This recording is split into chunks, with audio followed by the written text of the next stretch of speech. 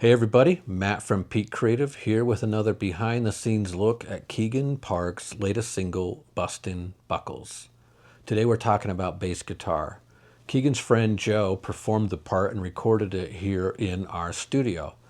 Now Joe walks in with a 1962 Fender Jazz bass and a hand-built tube DI, and I knew we were in for one heck of a good session, and I was not disappointed. Now, let me explain what a DI box is for those that don't know. This is mine. Joe's looked different than this, but they effectively do the same thing. Rather than running the bass through an amplifier, plug into this and go directly into the system. It works really well in modern music. We did do a little bit of processing on the signal on the way in. We used a little bit of the analog EQ on our board. We did a little bit of light tube compression, just helping the signal remain dynamic but controlled. And then we finished it off with some tape saturation, which I always find just really is the extra polish every bass part needs. And then we went into Pro Tools. Now, because we took the time to get the sound right up front, we literally did nothing in the mix with the bass part other than set the volume right. So I didn't need to do any additional compression, it didn't need any additional EQ, it didn't need any effects. All we did was balance it out along with all of the other instruments to make sure that it sounded the way we wanted. Keagan and I were on the same page about what was needed. So even though Keagan wasn't able to attend that recording session, I had a good sense of what Keagan wanted. Joe and I sat down and really gave him a lot of free rein to do whatever felt right. Honestly, the first couple notes, the introduction was absolutely perfection on the very first take. It was beautiful. I did feel like the part might be just a little bit too high energy in some places. And so I did have him do 2 additional takes. And in the second take, I had him just dial back the energy just a little bit and have a few more sustained notes. And then the third take we did was really just for fun, kind of did the same thing, dial it back just enough so that there's some sustaining notes. Really just told him to have fun and go crazy on the outro.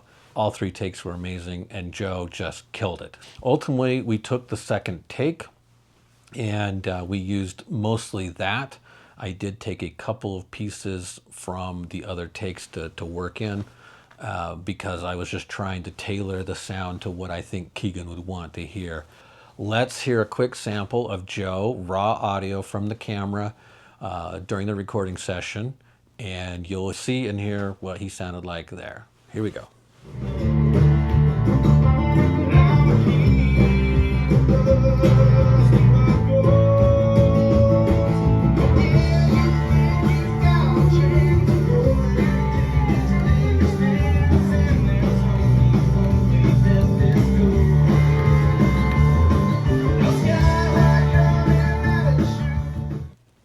Awesome. As you can see, Joe was having a lot of fun and tearing it up. So let's hear a couple of finished pieces. I'm going to isolate these from the rest of the mix. We're going to start with the intro, and you'll hear that here.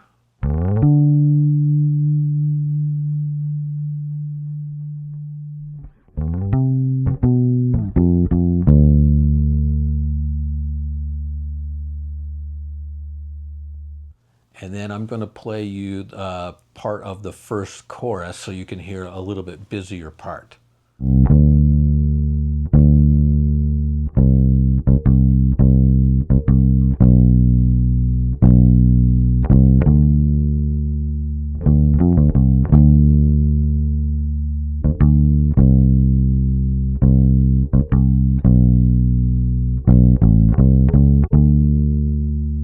So that's it.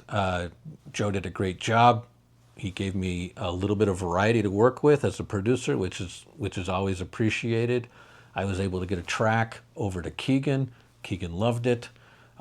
So again, working with great musicians, things always come together really nicely. And also taking the time to record things right to begin with makes a mix a lot easier on the back end. So stay tuned. We'll be coming back with acoustic guitars in our next behind the scenes edition.